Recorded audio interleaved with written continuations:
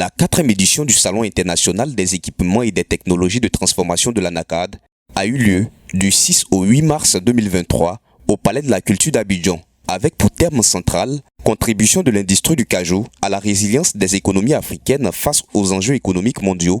Des participants venus de divers horizons ont présenté leur savoir-faire à travers des créations savantes et des méthodes révolutionnaires de production et de transformation de l'ANACAD.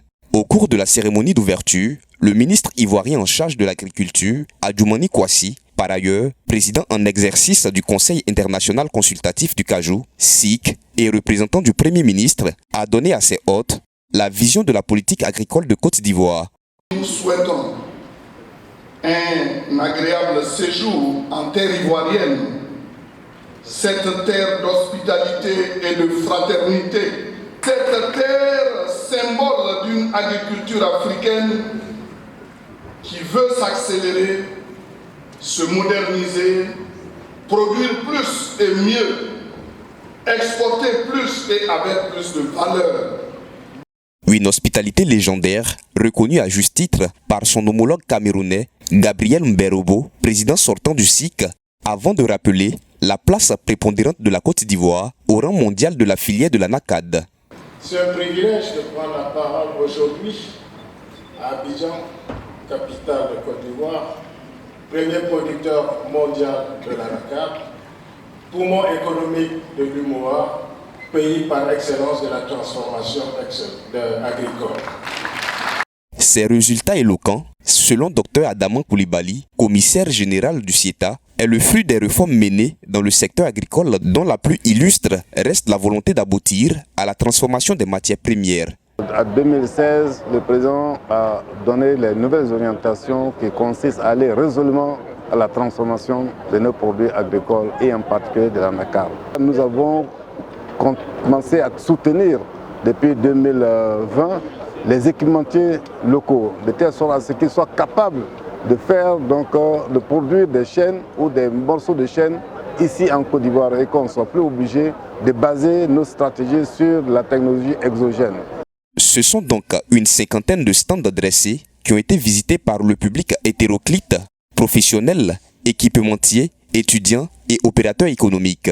Ceux-ci ont découvert la créativité, l'ingéniosité et le dynamisme de ce secteur d'activité à travers des prototypes de machines de dernière génération, des créations et inventions des équipementiers nationaux qui ont suscité la fierté du ministre ivoirien du Commerce représentant le Premier ministre à la cérémonie de clôture de cette édition CIETA 2023. Le CIETA 2023 était une belle opportunité, une belle vitrine pour montrer le savoir-faire des équipementiers nationaux et des équipementiers internationaux et également montrer toutes ces machines de dernière génération.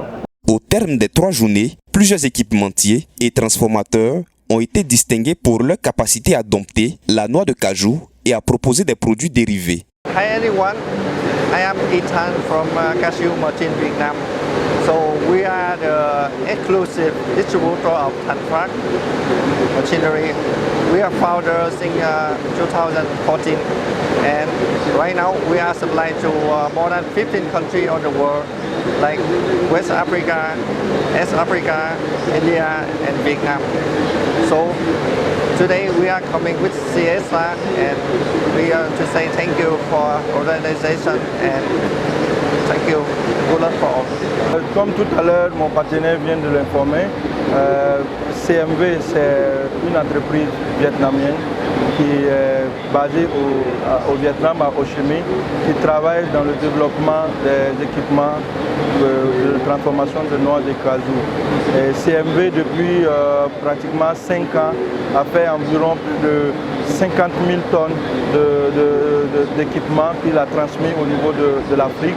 Et CMV aujourd'hui a pratiquement couvert, je dirais, l'Afrique avec des prestations dans les usines, notamment au Bénin, en Côte d'Ivoire, au Burkina, au Mali.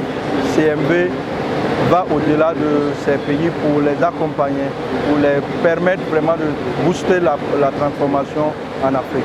Ce qui fait aujourd'hui la différence avec CMV, c'est que auparavant, il y a eu des études qui ont été faites en Afrique et ces études ont révélé des difficultés que les transformateurs rencontrent en Afrique.